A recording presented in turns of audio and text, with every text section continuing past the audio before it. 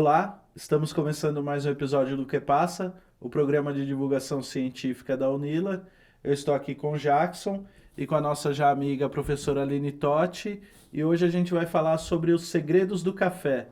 Professora, se apresenta para quem não te conhece ainda. Tá, ok. Então, como você falou, né? Meu nome é Aline, eu sou da área da Química, sou graduada em Química, né? E tenho mestrado, doutorado e pós-doutorado, todos na temática café, né? Em ciências de alimentos e os tópicos da dissertação, tese, né? E pós-doutorado foram todos na área de café, sempre visando a qualidade, né? Então, por isso que eu tô aqui hoje para contar os segredos do café para todos vocês. Então já vamos desvendar o primeiro segredo, professor. O café é uma das bebidas mais populares no mundo, né? Pelo que eu vi na internet, acho que é a segunda bebida mais popular do mundo. Mas qual a origem do café? O café, ele tem origem naquela região ali do Oriente Médio, né, na Arábia, principalmente. E conta, né, se diz, né, histórias, né, que a planta do café se desenvolveu, é originária dali, né, se desenvolveu muito bem ali. E as cabras, né, comiam aquelas frutinhas e ficavam mais dispostas, né? Então se começou a ter essa cultura de primeiro comer os frutos e depois se desenvolveu a bebida, né? Mas isso foi tudo naquela região. E por causa dos benefícios dessa bebida, né, que a gente já vai falar sobre eles, essa foi difundido primeiro na Europa, né, e depois para os outros continentes, mas a origem é ali no Oriente Médio. E como que ele se tornou uma bebida assim tão popular? Foi logo assim de cara, logo naquele início? Sim, por quê? Por que que é tanto? Porque os benefícios são notórios e são imediatos, né? A gente bebe o café, né? Por quê? A primeira sensação que vem é esse de despertar, de aumento de concentração, de disposição, né? Isso tudo causado pela cafeína, principalmente. Tem outros componentes do café que são bioativos, né? Que a gente também pode falar sobre isso, mas principalmente pelo efeito da cafeína, isso você bebe, você sente esse bem-estar, né? Então, por isso que a difusão da bebida foi tão, assim, imediata, e isso atravessou oceanos, né, e foi para outros continentes, tá? Então, é justamente pelos benefícios que a bebida traz para a gente, né, quando consumimos. O método mais popular é o coado ou não? Aqui no Brasil, né? Ah, Assim, sim. dependendo de onde você vai, né? Na Tem Europa, a variações. gente tem aquela cafeteira italiana, tem o expresso, que é muito difundido, né? Então, assim, na França tem aquela prensa francesa. Então, depende de onde você vai, você tem um método de preparo preferencial da população, né? Mas, não, digamos assim, não existe método certo, método errado, né? É um método de preferência individual, né, de cada país, né? Professora, a culinária em si já é meio que uma alquimia, assim, né? E aí eu queria entender os impactos da ciência, né? Como que a ciência entra na produção e no preparo do café? Então, vamos lá. Vamos primeiro falar de qualidade. Não sei, acho que Sim, acho que é melhor. cabe a isso. Porque a ciência, ela atua né, nessas duas vertentes aí, justamente para aumentar a qualidade, né? Como vocês sabem, tá, o Brasil, ele é o maior produtor de café mundial, né? E não é assim, o maior produtor, tem um segundo lá que está quase chegando perto. Não. Ele é o topo do topo, assim, ele é responsável por 30% da produção mundial, que é de cerca, tá, de 9 milhões de toneladas de café. Então, o Brasil produz cerca de 3 milhões, né, de sacas de café de 60 quilos, né? Então, é um volume muito, muito grande, né? Ninguém chega perto da produção do Brasil, né? Então, assim, se eu somar a produção dos 5 outros países maiores produtores, não dá a produção do Brasil. Tá, a gente produz muito, mas e a qualidade? Né? A gente sabe que na América Latina, o café colombiano é aquele melhor de todos. Por que que é o melhor? Né? Será que não tem nenhum café do Brasil que pode fazer frente ao café colombiano? Então, hoje, sim, né? Mas esse sim vem justamente da ciência sendo aplicada para a melhoria da qualidade do café brasileiro. Então, quando eu falo assim que eu brinco aos 9 segredos do café, é porque existem várias etapas que têm que ser bem conduzidas para se chegar num café de ótima qualidade. Tá? Então, assim, são 9 tópicos, né? Por enquanto. Isso porque a gente ainda continua pesquisando. Pode ser que, entre outros processos aí, que melhore ainda mais a qualidade do café. Então, quando você tem um volume de produção muito grande, é difícil você controlar todas as etapas, né? Assim, perfeitamente, para que a gente só produza café gourmet, né?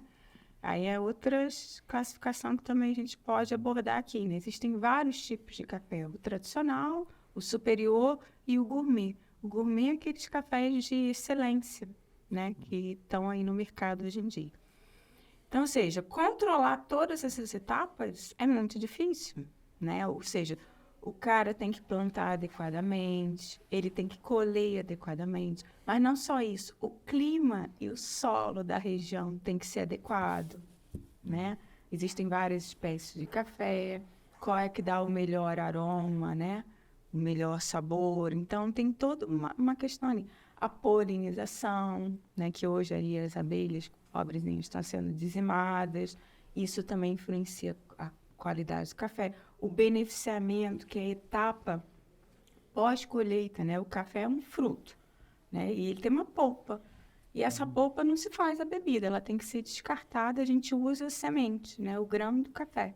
E esse processo de despolpamento, né? Que envolve tanto secagem e você retirar essa polpa, se chama-se beneficiamento, né? Você transforma um fruto em grão, que é para a produção de bebida. Ele tem que ser muito bem conduzido, tá? Porque a polpa é algo úmido. Se você não faz adequadamente, aquilo fermenta e estraga o grão do café, tá? Então, isso tem que ser conduzido de maneira adequada. Aí, depois, nós temos ali o grão.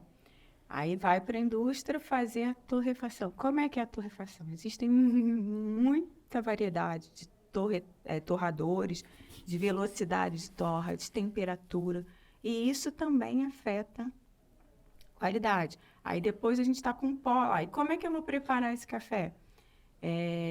Vai ser por café expresso, coado, entendeu? Então a gente tem cafés mais adequados para a máquina de expresso, para a máquina da prensa francesa, e até a questão do armazenamento, né? Como é que eu vou armazenar esse café? Café não tem validade. Assim, as empresas são obrigadas a colocar, né? Mas isso venceu, eles recolhem, né? Muda a embalagem, carimbam de novo e volta para o mercado. Mas será que não tem validade mesmo, né? Então, ou seja, são muitos fatores que afetam a qualidade. Então, a ciência, ela atua nesses aspectos, tá? Qual é o melhor clima? Qual é o melhor solo? Qual é a melhor maneira de colher o café? Qual a melhor maneira de beneficiar o café? Qual é a melhor maneira de torrar? Entendeu? Então, os estudos estão nesse sentido. Volume, aí tem toda também a pesquisa, eu falei na parte química, né? Mas também tem toda a pesquisa agrícola, né? De volume de produção, de pragas, isso tudo, a ciência está ali atuando em todos esses fatores, né? Porque o Brasil é o maior produtor e tem que cuidar dessa produção, né? Eu vou sair um pouquinho da sua área de pesquisa, professora, para perguntar. Eu fiquei com uma dúvida. Porque a gente que mora aqui no interior, né, a gente vê sempre aquelas plantações de teste de milho, de soja, com grãos modificados geneticamente. O café também tem esse tipo de pesquisa, a senhora sabe? Olha, essa é uma área que não é minha área, mas eu acredito que tem, assim, né? A questão de melhoramento genético, tá? Mas eu não sei como é que tá essa parte ainda. O que eu sei é o seguinte, existem 2 espécies mais comercializadas, né? Que é o café arábica e o café conhecido como canéfora ou robusta, tá? Só que a superioridade do arábica é muito maior aromaticamente, em termos de sabor, de qualidade, né? Que a gente aprecia mais o arábica. Mas o Robusta tem o seu mercado, porque ele dá mais corpo, tá, para a bebida, né? Porque a gente, que nem aquela, parece um chá que eu estou tomando, não parece café. Então, o Robusta, ele confere esse corpo. Então, a gente tem essas duas espécies, mas dentro de cada espécie, a gente tem uma grande variedade de variedades, né? A espécie é a variedade do café. Então, assim, dentro dessas subespécies, pode sim ter uma questão de melhoramento, tá? Eu sei que quem pesquisa muito isso é o Embrapa, né? Que ajuda nessa parte agrícola de desenvolvimento. Mas eu confesso que não é uma área que eu estou muito por dentro e familiarizada. A senhora falou que tem o Robusta e o Arábica. O Arábica é esse mais popular que é o mais popular no Brasil ou é o Robusta? Não, os dois são populares, os dois. Só que são cafés diferentes, né? E, geralmente, esses comerciais são blends, tá? Blend das duas. Justamente porque você tem o Arábica que te confere uma superioridade aromática, mas você tem o Robusta que te confere corpo. Então, você faz um blend desses grãos e faz uma bebida, entendeu? Mais adequada ao comércio, né? Ao gosto do brasileiro. Então, isso é outra questão, né? O brasileiro não bebe café bom, né? São poucos. Agora que a gente está começando, né? Ter no mercado aí uma variedade muito grande de cafés gourmet. Mas o brasileiro não sabe tomar café. Não que ele não saiba, não que não possa saber. É porque é o seguinte, imaginem, cafés superiores, né? Quem compra? O mercado externo. Estados Unidos, Alemanha e Itália, que são os maiores consumidores, né? Quer dizer, a gente agora é o segundo maior consumidor, né? Mas primeiro vem os Estados Unidos, né? Em terceiro a Alemanha e depois a Itália. E eles consomem que cafés? Os melhores cafés nossos, né? Eu citei uma cooperativa em Minas Gerais, que é a maior do Brasil, e a Itália chega lá, a Illy Café, que é uma marca de café muito famosa lá, vai lá e compra tudo, assim. Aquele produtor teve um café que recebeu uma nota excelente, ele vai lá, não quer saber. Tudo meu, pá, pega e leva para a Itália. Então, a gente nem sente o cheirinho desse café aqui, né? Mas aí eu já esqueci a pergunta. Eu tô aqui. Mas isso também é uma mística que o brasileiro gosta de café forte, né? E às vezes você vai fazer um mais gourmet e eles acham que é uma coisa mais fraca. Eu tive essa experiência agora, final de semana, que eu levei uns amigos para tomar um café numa cafeteria. O café para mim tava ótimo, mas eles preferiam o caboclo que eles tomam em casa, que é forte, escuro. Escuro. Então, por que isso, né? Vem dessa cultura que o ruim fica no mercado, né? Então, assim, vocês imaginem uma produção de 50 mil toneladas, né? Se estima-se que 20% dessa produção, né, é de café ruim. Então, vamos lá, uns 10 milhões de toneladas é café ruim. Isso não sai do país. Fica no país, né? E o que se faz com esse café? O brasileiro toma, tá? Então, esses cafés ruins, eles são muito torrados, entendeu? Deixa ele bem escuro. Para quê? Para quando a dona de casa, né? Minha mãe fazia isso, né? Gosta de botar uma colherzinha de café para 1 litro d'água, você faz aquele café preto, né? Porque justamente são esses produtos de torrefação que fazem todo esse corpo, esses sólidos solúveis na bebida. E o brasileiro está tomando. Eu cresci assim, com a minha mãe fazendo esse pior, não vou falar de marca aqui, vão me processar, mas assim, eu tomei o café que era o top do supermercado, mas era um dos piores cafés. Nem café puro era. Depois a gente entra nesse negócio de adulteração também, nesse assunto que também tem muita coisa para falar. Mas entende, assim, que o brasileiro ele foi acostumado a tomar o café ruim, né? Eu sei que, assim, a situação econômica, né, da grande parte da população não permite tomar café gourmet, que o café gourmet é R$200 o quilo do café, né? Ninguém pode tomar isso, né, diariamente. Mas, assim, a gente toma esses cafés mais populares, que são cafés ruins, cheios de defeitos, entendeu? Mas que dão essa bebida muito encorpada, justamente porque eles torram demais, né? E faz essa quantidade de sólidos solúveis. Quando você filtra, né? Produz É quando eu vou no mercado na Argentina, e aí eu nunca encontro café. E quando eu encontro, geralmente é com açúcar. Aí eu imagino, já misturado. Então imagina, deve ser tão ruim que tem que ter o açúcar já pra... Então, É. sim. E aí eu queria saber, café, o solúvel, é café ou não? Sim, É considerado um café. Então, o solúvel aí que é uma outra questão bem interessante. O solúvel ele é feito com robusta, tá? Existem cafés solúveis feitos de arábica, mas o robusta, justamente porque ele produz muitos sólidos solúveis, tá?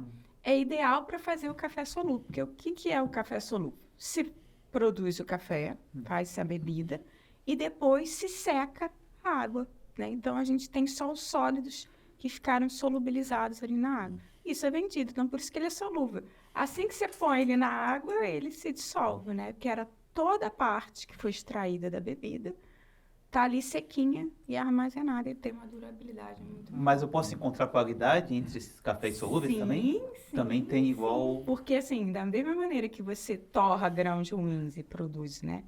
Esses cafés ali comerciais, você pode também produzir um café solúvel com café ruim, né? Sim, então tem qualidade, sim. A gente estava falando lá no início sobre métodos, né? Eu queria saber quais são os métodos mais populares no mundo. No mundo, os mais populares, tem vários, né? Tem Certo. muito método. Hoje agora virou uma arte fazer café, É, né? As cafeterias agora tem aquelas coisas chiques, assim, cheio, que tem uma destilação da água. Nossa, eu acho isso fantástico, né? Mas, assim, falando de coisas populares, a gente tem o café coado, tá? Temos o café expresso, a prensa francesa, a cafeteira italiana, e o popular mesmo são esses 4 métodos, tá? Francesa, italiana, o expresso, que também foi inventado na Itália, e o coado, que foi inventado na Alemanha. Tá? Então, os mais populares são esses. Expresso, Choquei eu agora. gosto de falar que eu fico doidão quando eu tomo meu expresso lá em casa, que eu tomo uma xícara, tipo, 6 horas da tarde, eu não consigo mais dormir, eu fico até 1 hora da manhã aceso, Então, aí meio que eu parei de tomar o por expresso. que isso, né? Assim, se a gente for comparar o mesmo volume de um café filtrado e o mesmo volume de um café expresso, o método toda bebida de café é um método de extração, né? Líquido sólido, vou falar aqui um pouco de química, né? Mas é um método de extração sólido, né? Que a gente tem um pó, e o líquido, que é o solvente, que é a água, né? Então, a gente extrai tudo que está naquele pó, tudo que é solúvel em água, né? Se transforma na bebida. Só que o expresso, além da água quente, né? Em alta temperatura, tem a aplicação de pressão. Então, é um método muito mais eficiente de extração do que só coar. Porque ali coar, você só tem água quente. E aquilo é um processo até por decantação, né? A gravidade atua e você faz aquela bebida. Agora, no expresso, não. Você tem a pressão sendo aplicada. Então, o processo de extração é muito mais eficiente. Consequentemente, a gente extrai mais compostos, né? E a cafeína é um deles. Então, se você comparar o mesmo volume, né? 50 mililitros de expresso e 50 mililitros de filtrado, o expresso tem muito mais cafeína do que o filtrado, tá? Então, por isso, os seus efeitos aí, né? Mas, assim, já que a gente entrou nesse assunto, vamos falar uma coisa muito interessante, né? Que as pessoas falam, quantos cafés eu posso tomar por dia, né? A recomendação é que a gente se limite a 300 miligramas de cafeína por dia. Média, né? Claro, isso varia de pessoa para pessoa, sensibilidade. Tem gente que nem pode tomar cafeína, que tem efeitos colaterais. Mas vamos supor 300 miligramas, que é a média recomendada. O café coado, você não toma 50 mililitros, 25 mililitros, que nem você toma do expresso, né? O café coado, você toma 200 ml, 100 ml, né? Então, só para vocês terem noção, 125 ml, né, que dá uma xícara mais ou menos assim de café coado, tem cerca de 170 miligramas de cafeína. Então, ou seja, 2 xícaras dessa, você já atingiu o seu limite diário, né? É claro que isso vai variar um pouco, depende de quanto pó você faz o seu café, né? Tudo. Mas eu estou falando em valores médios. Então, ou seja, 2 xícaras você já atingiu o seu valor máximo. Agora, o expresso não, você toma 25 ml, no máximo 50, né? 25 ml de café expresso tem cerca de 60 miligramas de cafeína. Então, se você toma 5 cafés expressos, aí você atinge a média diária. Entende? Então, depende. Que café você toma? Né? Eu gosto muito de café expresso, mas tomo todos. Então, passou na minha frente café, eu tomo. Eu já passei a cota faz tempo, tomo 1 litro por dia, É, 500 então. ml de manhã e 500 da tarde. Eu ia falar isso, que a professora tá dando médias de pessoas normais. O pessoal da comunicação toma 1 litro de café por dia tranquilamente. Tranquilo. Não sei se é saudável, mas que Então, toma, aí toma. a gente depois pode falar nisso, mas assim, o recomendável é 300 miligramas diários, né? Mas isso varia de pessoa para pessoa. Eu tô chocado, cara. Eu tô chocado que eu bebo café demais, que o café filtrado não foi inventado no Brasil. Isso me chocou de uma forma. Não foi. A Alemanha, eu nem sabia que na Alemanha eles gostavam tanto de café. Sim, bebe muito café. E, professora, voltando aqui, eu queria saber, quimicamente, né? Por que a gente sente esse pico de energia quando o nosso corpo reage dessa forma, com esse pico de energia, quando a gente toma café? A cafeína, ela atua principalmente no sistema nervoso central. Então, ela dá essa sensação de alerta. Ela estimula, né, essa sensação de alerta, né? Aumento de concentração. Tem vários efeitos. Ela é diurética, ela ativa a lipólise, emagrece. Então, o pessoal vai para a academia e toma cafeína justamente que além dessa energia, né, que essa disposição, ela ativa a lipólise, né, a queima de gordura, né? Então, assim, existem muitos efeitos benéficos, mas também existem aqueles efeitos maléficos, né? O excesso de cafeína causa palpitação, problemas cardíacos, estimula o suco gástrico, tá? As pessoas têm mais ansiedade, aumenta esse quadro de ansiedade, tremores, entendeu? Então, não sei como é que vocês ficam no final da tarde aí, né? Mas, assim, tem o efeito maléfico também. O efeito benéfico é se você fica ali dentro de um patamar aceitável. Aí eu já entrei em outro assunto. Vicia. Essa era a próxima pergunta, porque justamente como ele ativa essas sensações de concentração, de energia, de prazer, assim como o chocolate e alguns tipos de drogas, então o café vicia. Também, vicia. Ao mesmo nível do álcool, assim? Ou não? Não tanto, mas vicia também. Vicia. Tá? Assim, é curioso isso, né? Porque cada droga, ela atua em receptores. Não é muito a minha parte, mas o que eu entendo, assim, cada fármaco, né? Ela atua em receptores. A cafeína não precisa de grandes quantidades para você viciar, né? 300 miligramas diárias já é o suficiente para você viciar nela. Por quê? Causa esse prazer. Então, você tem a tendência de... E se você tirar, você tem efeitos colaterais, tá? Eu não consigo ficar sem. Eu fico com dor de cabeça. Eu ia falar isso, eu sinto reações físicas mesmo, de dor de cabeça, de cansaço. Dor de cabeça, fadiga, entendeu? Isso tudo são efeitos colaterais da ausência, da abstinência de cafeína. Assim, ela não precisa tanto para viciar, mas também não requer muito para a gente ficar sem ela, tá?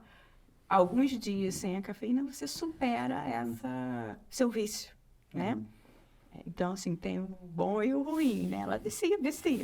E, assim, é o que eu falo, tudo moderadamente não vai causar mal à saúde, né? A gente tem que ser ponderado nas coisas. Tudo que é em excesso faz mal, né?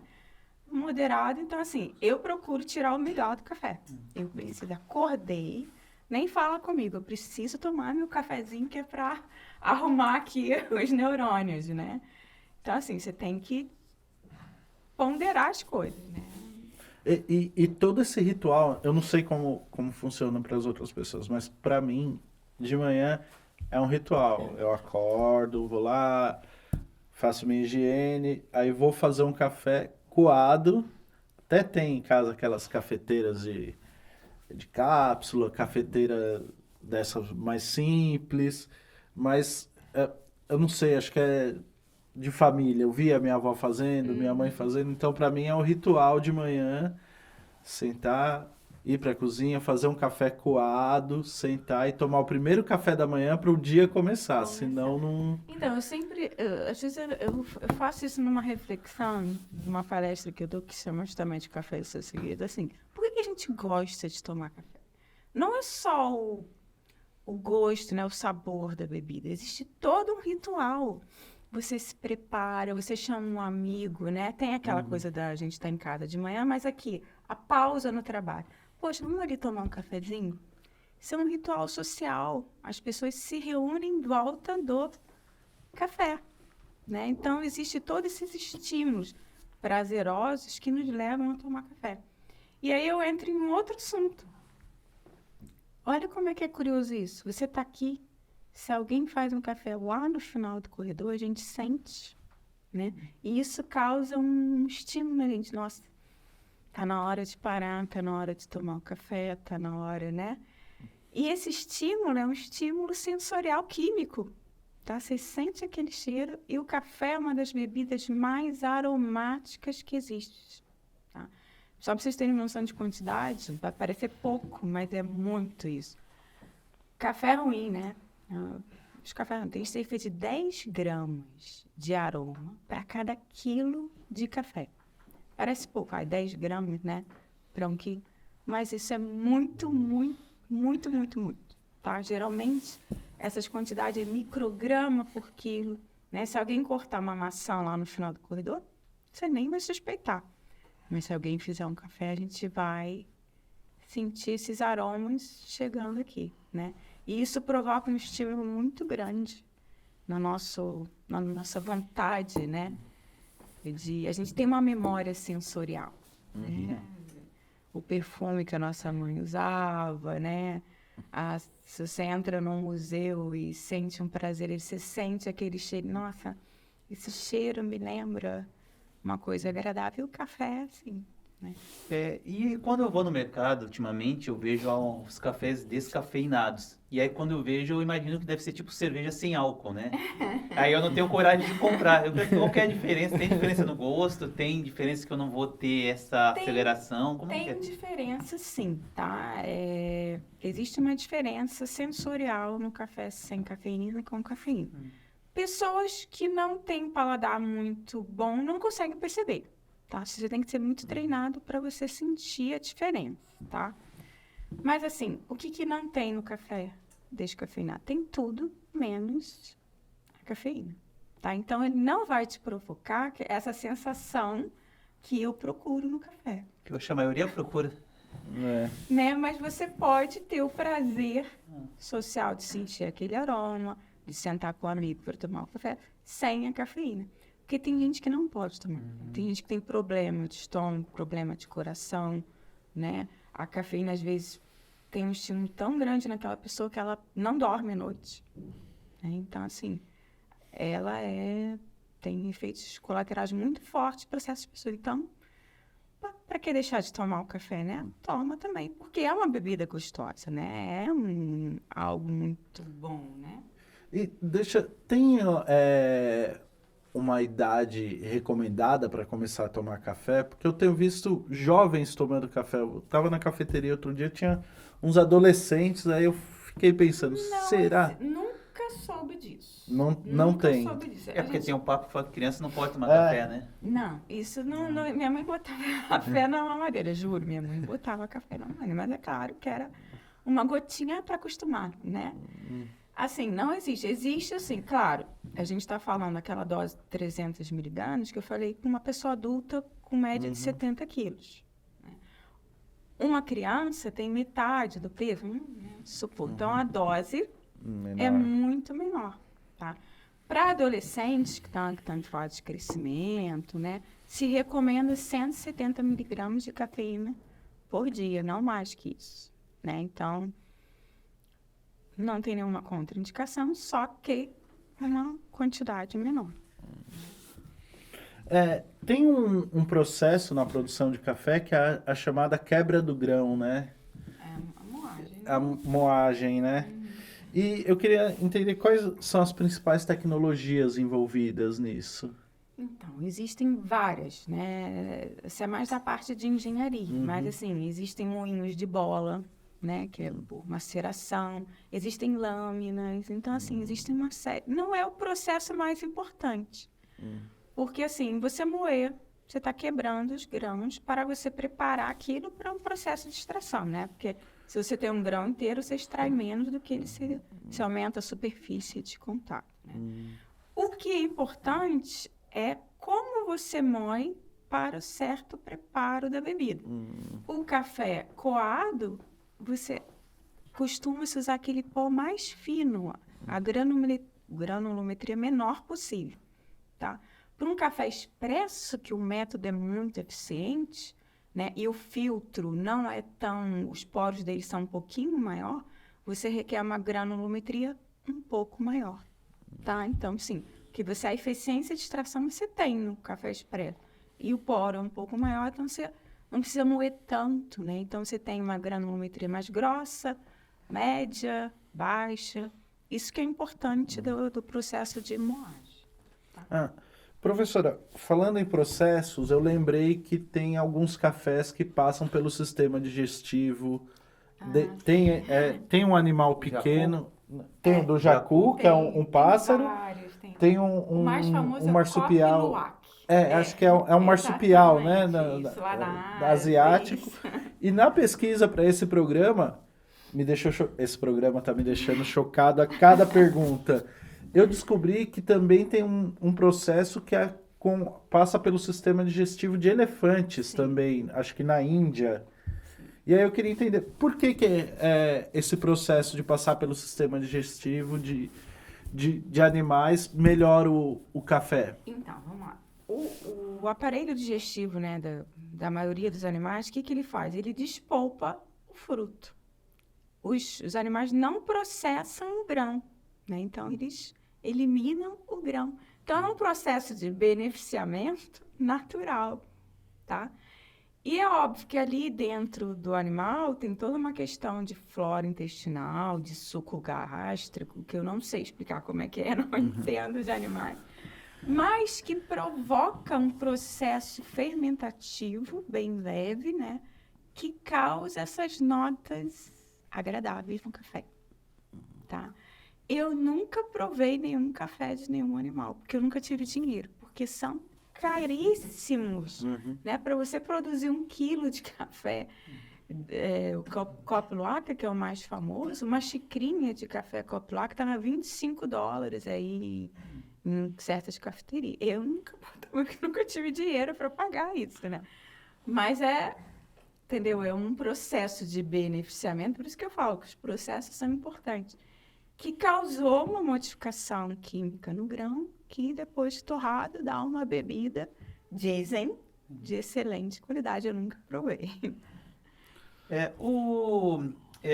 Tem algumas pessoas, quando falam de uísque e misturam com energético, vai falar, você pagou uma grana danada no uísque e mistura com energético. E eu queria saber se também tem esse, digamos, debate entre café e leite. Você pagar um valor alto num café e pôr leite nele. Tem sim, por quê? Vamos lá. Eu tenho lá em casa, eu uso o exemplo da minha casa, né? Eu tenho uma máquina de café expresso, que é aqueles cafés de cápsulas, que são cafés superiores, né? E eu falo para minha filha, não, isso aqui é para tomar puro. Não é para minha filha só toma café com leite, né? Mamãe, é tão prática. Eu falei, não, você não vai pegar o meu café gourmet para botar dentro do leite. Não, você perde, né? Mais de 70% das propriedades, porque você está misturando com outra coisa que vai conferir outros sabores, outros aromas ali, né? E vai fazer você perder muito do aroma do café. Então, assim, café de gourmet, você toma ele puro, pelo amor, né? Custa caríssimo, né? Vamos apreciar o que é bom. E que eu tomo café com leite? Tomo também. De manhã eu gosto de tomar um café com leite, assim, que dá uma saciedade maior até a hora do almoço para mim. Então, o que eu uso para tomar café com leite? O café solúvel, tá? Que é um café que não é de excelência, né? Geralmente tem esse blend aí com arábica. Uso o café solúvel. É a minha filosofia. Mas existe sim. Você não mistura. Nem açúcar se aconselha colocar em café de gourmet. Porque quando o café é bom, ele é adocicado. Tá? Então você nem precisa colocar açúcar.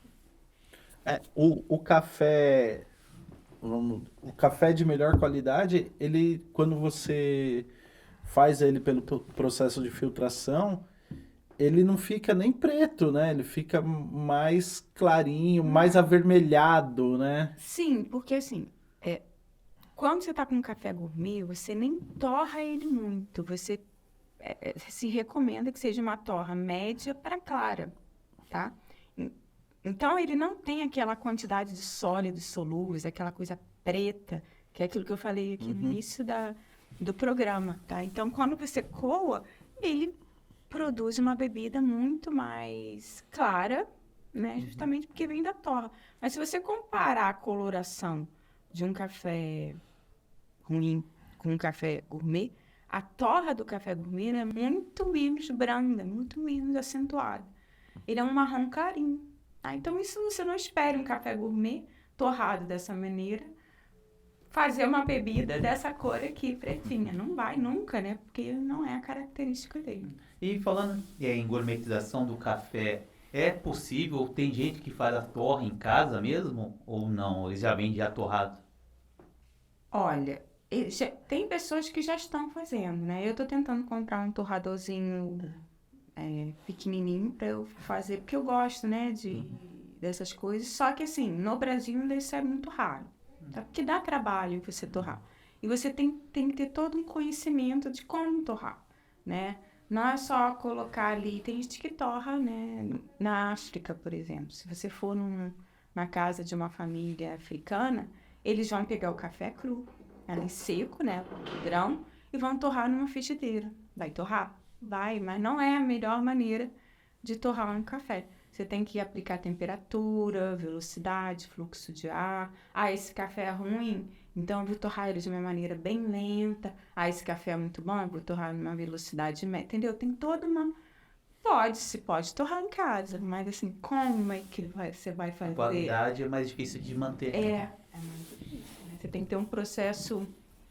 Você manter a qualidade, você tem que ter um processo muito bem definido, né? Que é igual o caso das pessoas fazendo cerveja em casa, né? Às vezes faz uma cerveja muito boa, mas às vezes faz muito ruim, então não consegue ficar replicando porque não tem as ferramentas necessárias.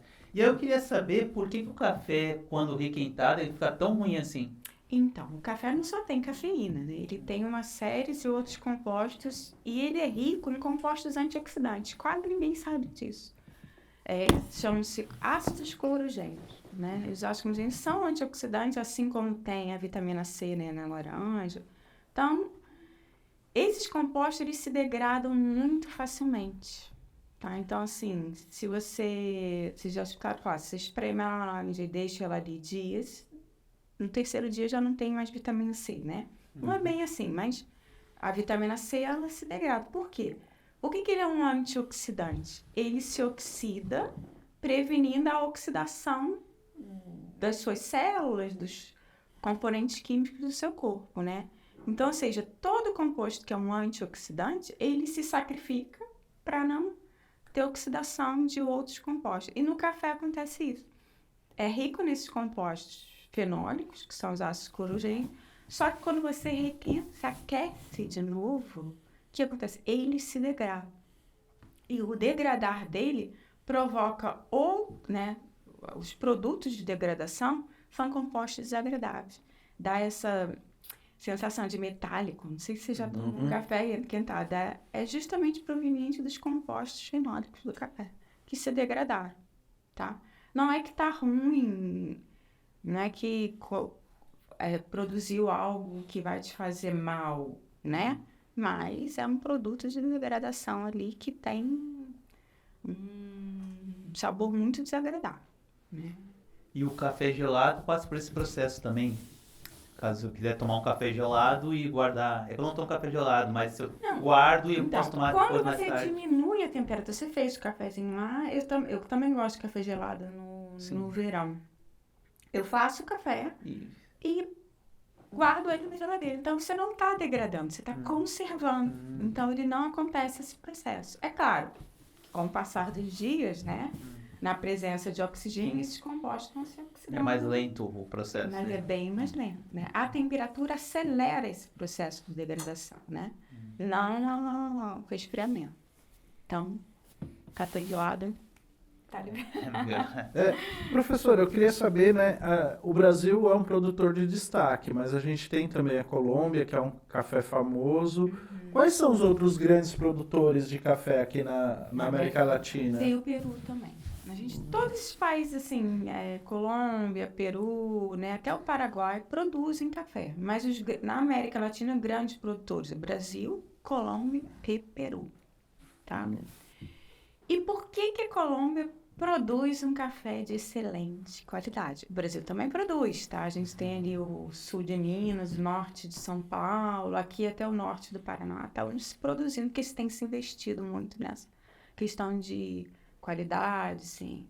Mas por que a Colômbia, décadas, né, se produz um excelente café? Primeiro, que é um país muito menor. Segundo, que a produção da Colômbia é muito menor em relação ao Brasil. E lá, o que eles fazem? O grande lance é, eles estão em altas altitudes, excelente para o café arábica se desenvolver, tá? E a colheita deles é manual, tá? Eles, né, os leis trabalhistas, enfim, eles têm a capacidade de pegar 1 grão de cada vez. E assim, isso é por isso que no Brasil tem 20% da produção é café defeituoso. Se vocês olharem, não sei se vocês já viram, eu queria ter trazido uma foto, não foi possível. O cacho do café, né, a árvore do café, ele produz em cachos assim. No mesmo cacho, o cacho é enorme. Tem grão, tem frutos maduros, totalmente verdes, meio termo, tá? Como o Brasil é o maior produtor, ele não tem como botar trabalhadores para ir só pegando o que está maduro. Isso levaria e seria muito custoso, né? Então, o brasileiro, ele faz ou a derriça, pega aquele cacho e faz numa peneira, ou por maquinário, pega tudo. Entendeu? Então, esses grãos defeituosos, o que é o grão defeituoso? Aquele que não está maduro ou aquele que passou do estado de maturação adequado, tá? Então, esses grãos ficam ali incorporados. Tem métodos de separar, mas a grande maioria fica. Na Colômbia, isso não acontece. Além das altas altitudes que produzem cafés muito bons quimicamente, o trabalhador vai lá e só pega os frutinhos que estão no ponto de maturação certa. Daqui a uma semana vão lá e pegam o que sobrou, entendeu? Então, o beneficiamento dele, a colheita, né, é feita de maneira muito pontual e adequada, tá? Então, ou seja, eles não têm defeitos nos grãos deles, né? Então, você já começa a gente saindo atrás deles, mas tem maneira de se desfazer, que tanto é que o Brasil está produzindo cafés gourmets de excelente qualidade aí. E lá eles também tem esse mesmo problema do Brasil de ficar com uma qualidade ruim do café no país, ou eles conseguem ficar com uma... Não, com certeza. Só que eles não têm tantos grãos defeituosos como o Brasil tem, entendeu? Então, eu acredito que os cafés ali do mercado colombiano sejam de melhor qualidade em relação aos nossos aqui, né? E eu imagino que um café popular na Europa, que vende barato no mercado, seria, no Brasil, um café gourmet, ou de uma qualidade superior aos nossos no mercado. Eu não vou dizer que chega a ser um gourmet, mas é uma qualidade superior aos nossos populares aqui também. Professora, a senhora falou, né, de pegar os grãos, né, pegar sem uma separação, né? A indústria brasileira, ela já vai pegando de uma vez, né, aquele café. Mas no começo da nossa conversa, a senhora falou também de adulteração do café, né? Eu queria entrar nesse tema e falar um pouquinho sobre... Não, isso é um tema muito polêmico. Lembrando, eu queria fazer uma ressalva na minha pergunta, porque alguns anos atrás eu li, eu não lembro onde foi, mas que o café brasileiro tinha passado por alguns testes e tinham descoberto vários contaminantes no café, né? Pedaço de inseto, sujeira, eu queria falar também, além da adulteração, esses contaminantes, né? Então, é assim. A gente tem uma legislação que rege aqui esse tópico no café.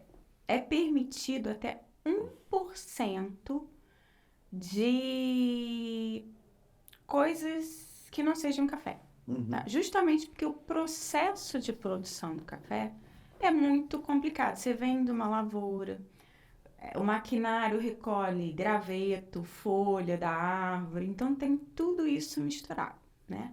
Aí você tem um processo de beneficiamento para tirar essa polpa, mas uma casquinha fica, né? É impossível, assim, quase que impossível, né? Não é impossível, vamos falar assim, nada é impossível. Tirar 100%, tá? Então, a própria legislação, ela permite. E no processo lá de torração, pode ser que você tenha resíduos de alguma outra coisa. Então, a legislação permite até 1%, né? Então, em 1 quilo, né, você ter ali 1 grama de coisas que não sejam... Que não são café. Que não são café, né? Adulterantes. Quais são os principais adulterantes? Por que eles são usados no café? Café tem um alto valor agregado a ele. Mesmo os de má qualidade, você tem ali, quanto está o quilo de café hoje no supermercado? De má qualidade. Acho que meio quilo você paga R$15. Por aí. Então, Não, paguei 20 ali. Eu Mas comprei já é um café ontem valorzinho. aqui pro escritório. Então, ou seja, assim, o quilo tá 30, 40 reais, né? Então, assim, tem um alto valor, o mesmo valor da carne. Então, tem um alto valor agregado. E por que se adultera? Justamente, se utiliza grãos, milho, cevada, trigo, que você, quando torra e moe, você não percebe a diferença, tá? E esses grãos são muito mais baratos do que o café. Então, ninguém vai botar lá alguma coisa que custe mais caro do que o próprio café, né? A gente só vai adulterar, né? Quem adultera, só adultera quando se tem uma vantagem econômica aí, né? Então, milho. Não sei se já tomaram café com gosto de milho. Eu já tomei, né? Eu nunca percebi. Então, as pessoas também não estão... Para você tem que treinar o seu paladar, Sim. né? Para você conseguir perceber. Mas, assim, até 2 décadas atrás, né? A gente tinha as melhores marcas do mercado e não era 100% café, tá? Eu não vou falar marca, mas, assim, essa marca que eu me refiro, ela não tinha nem o selo de pureza. Tem a BIC, tá emitindo esse selo. Não é um selo obrigatório, tá? Mas as empresas, elas aderem voluntariamente, né? O selo da BIC de 100%. Isso significa que a BIC controla aquelas marcas que têm o selo de pureza, tá? É óbvio, você está colocando outra coisa, você não está tomando café puro. Agora, inseto vem do processo de beneficiamento, extremamente mal conduzido, tá? Ou seja, processo de fermentação inadequado, que aí atrai, isso lá na fazenda ainda, né? Que aí atrai insetos. Você imagina uma polpa lá secando inadequadamente, vai atrair mosca, vai atrair... Então, aquilo é seco tudo junto, vai de qualquer maneira para a indústria torra aquilo. Depois que torra, você não consegue mais, e moe, você não consegue mais distinguir, assim, ó, olho nu, aqui tem uma perninha, você não consegue, porque moeu, entendeu? E tudo adquire essa coloração amarronzada, principalmente quando se torra muito. Então, só com exames químicos, né, e físicos, né, que você consegue distinguir ali que tem inseto, que tem milho, que tem outras coisas que não são café. A senhora falou do processo, né, esse processo de secagem, ainda é igual a gente vê na televisão, né? Eu vou falar da televisão aqui porque é o que a maioria das pessoas conhecem, né? Que é aquele, como se fosse uma laje que eles colocam vários grãos. Sim. O processo ainda é dessa forma. Esse processo chama-se processo natural, tá? É feito assim, né? Eu acho que grande parte da produção é feita dessa maneira, tá? Mas existem outros processos que já foram desenvolvidos. Hoje existe forno mesmo, por aquecimento, né? Você acelera o processo. Tem fermentação, você põe em tanques com micro-organismos adequados que despolpam, Então, assim, existem outros processos, mas a grande maioria é feita dessa maneira aí, no terreiro, e vai se virando, né, de modo que o grão ficou embaixo, né, durante o dia, eu vire para cima, pegue sol e seque. Vai assim, é feito assim. É romântico, mas é. E aí eu queria saber sobre os principais mitos do café. Aí eu tenho 3 aqui que eu queria ver se dá para desvendar. Primeiro é se o café, quando eu vou fazer o café, principalmente coado, se eu posso usar água fervendo ou não. Tem a mística que queima o café e tal. Não se deve, justamente por causa dos compostos fenólicos, tá? O ponto ideal, né? Ninguém vai ficar com um termômetro ali, né? Ninguém tem essa paciência, geralmente. Sabe quando a água começa a ferver e começa a emitir as primeiras bolinhas, assim, bem pequenininhas, que você começa a escutar, assim, na chaleira? Pronto. Ali você desliga, né? O quê? Até você levar para a sua cafeteira, já até abaixou um pouco a temperatura. A temperatura ideal para um café coado é 92 graus, tá? Que é onde você consegue extrair a maior parte dos compostos de interesse sem queimar o café. Ah, isso me lembrou uma coisa também. No processo de prensa francesa, ficam os óleos, né, do café. Você consegue ver ali, quando você serve, você consegue ver os óleos do café ali. O que não é tão visível quando você faz por um processo de filtragem. Por quê? Porque na filtragem, os óleos ficam aderidos ao filtro, tá? Então, você não consegue enxergar ele. Principalmente quem usa filtro de papel e pano. Tem uns processos de filtragem agora que são de aço inox. Não sei se você já viu. Eu já vi. Ele deixa passar, tá? Então, você consegue observar os óleos do café. Outro processo que é muito bom e deixa a gente degustar os óleos do café, que também são bastante aromáticos, é o expresso. Sabe aquela espuminha que forma? Aquilo é feito do óleo de café, tá? Então, é cremoso, né? Ela confere, que é muito bom. E qual que é a melhor forma de guardar o café? Na geladeira, se possível congelado. Dentro da geladeira? Bem fechado, tá? Eu costumo utilizar um pote só para ele. E preto, sem pegar luz ou não tem essa? Sim, ao abrigo de luz, bem fechadinho, nada de deixar aberto, porque os aromas de outras, né? A geladeira sempre tem vários alimentos que ficam ali confinados e um pode passar para o outro ali. Então, bem fechado, se possível, congelado. Eu deixo o meu no congelador. Por quê? Como eu falei, o café é um dos alimentos, né? A bebida que mais tem aroma. E aromas são compostos voláteis. Mais temperatura, eles vão embora, vão se volatilizando, vão saindo ali, né? Então, você, para conservar eles, congelador, que é onde eles ficam, se degrada menos e evita que eles se evaporem, né? Que ele volatilize. Eu nem vou oferecer o café que eu fiz aqui para a professora. Bem que caía bem o cafezinho agora. Não vou passar essa vergonha, professora. Você falou que tinha um terceiro mito. Ah, sim, o meu terceiro mito eu queria saber, não sei se você já tomou café americano, se ele é ruim mesmo, como considerado um café ruim, que eles não saibam tomar o café de verdade. Não, então, né? É aquilo que eu falei. Não é um café ruim. Eles consomem café de bons também. Só que a maneira de preparo deles é muito diferente do paladar brasileiro. O brasileiro está acostumado com esse café forte, né? Eles fazem café chá. Para eles é um chá, entendeu? Então, assim, ou seja, a quantidade de pó proporcional à água é muito menor em relação ao brasileiro. Mas não é que o café é ruim, né? E assim, quando a gente define qualidade, uma das definições é o acordo com as exigências, está de acordo com as exigências do consumidor, entendeu? Então, assim, a nossa expectativa de café é que seja um café forte, né? Para eles, não. Para eles, café tem que ser daquela cor. Então, não é. É um mito isso também. Não é que o café é ruim. Eles podem estar consumindo um café gourmet, mas o modo de preparo deles é diferente do nosso. Tá? Posso falar mais um mito? Pode. Um mito que me perguntaram, mas eu lembrei aqui.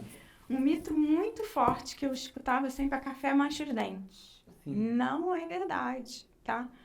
A gente tem uma película, né, que se forma nos nossos dentes, assim, que é feita de saliva, micro-organismos ali. Quando a gente bebe café, é essa película que fica com o pigmento. Mas quando você escova, isso sai, entendeu? E já tem estudos comprovando que o café não mancha os dentes. O cigarro mancha. O cigarro, as compostos do cigarro eles penetram, né, na resina do dente, mas o café não. Esse é um outro nível. E tomar café com estômago vazio dá problema no estômago? Não é que dá problema. Tem pessoas que têm essa propensão à acidez estomacal, né? E o café realmente ele aumenta a acidez do estômago, porque o café é uma bebida ácida. É que nem tomar Coca-Cola de estômago vazio, né? A Coca-Cola é ácida e o café também tem uma acidez.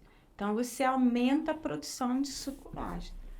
Depende da pessoa. Eu tomo café em jejum de manhã, né? E não me causa nada. Mas se a pessoa já tem uma propensão, né, a úlcera, problemas gástricos, sim, vai causar um problema. E café à noite não é recomendado? Não é Pra quem- recomendado. Pra quem quer dormir, não. Eu não posso. Eu, assim, até 6 horas da tarde eu tomo café. Depois eu não tomo mais, porque isso vai fazer com que eu não durma. Eu também sigo essa regra também. Porque... O limite é 6, 7 horas, porque senão... porque, assim, eu sou sensível à cafeína. Eu tomo justamente que é pra... Já tá na hora de tomar a minha segunda dose diária. Justamente que é pra me causar esse estímulo, essa coisa. Aí se você toma à noite, né? Vai ter que consumir. Só mudando um pouco do café mais para cafeína, um tempo atrás, não sei se ainda está na moda, é tomar cafeína para pós-treino, pré-treino, né? Pré-treino. É aquilo que eu falei. Por que pré-treino? Porque ela aumenta essa disposição, ela ativa a lipólise, né? Aumenta seu gasto energético, né? Te dá mais energia para você fazer o treino. Sim, né? Mas deve perguntar, se a pessoa compra o produto, a cafeína para tomar, ou tomar um café, é o mesmo resultado ou a cafeína... É o mesmo resultado, a porque mesma a absorção da cafeína é eficiente das duas maneiras, né? Então, eu prefiro tomar um café para academia do que ficar tomando essas coisas aí, que a gente nem sabe o que colocam, né? Tem muita alteração nesses produtos de academia, né? Que as pessoas também têm que ficar atentas a isso, né? O que está se tomando ali. Professora, obrigado pela presença mais uma vez. Esse programa eu fiquei chocado com várias coisas. Foi um dos programas mais legais que eu fiz. Que bom, que bom. E a senhora quer falar mais alguma coisa? Não. Você tem mais alguma pergunta, Jackson? Não, acho que é só isso mesmo sobre o café. Tem. Se deixar, eu fico falando aqui umas 3 horas sobre café. Então, só agradecer a presença. Espero que a senhora volte de novo com novidades pra gente. Com certeza. Bom, esse foi mais um episódio do Que Passa. Obrigado por assistir. Não se esqueça de deixar o seu like, ativar as notificações e se inscrever no canal. Se ficou com alguma dúvida, pode deixar aqui na caixa de comentários que a gente responde o mais rápido possível. E obrigado, até semana que vem. E bom café para vocês.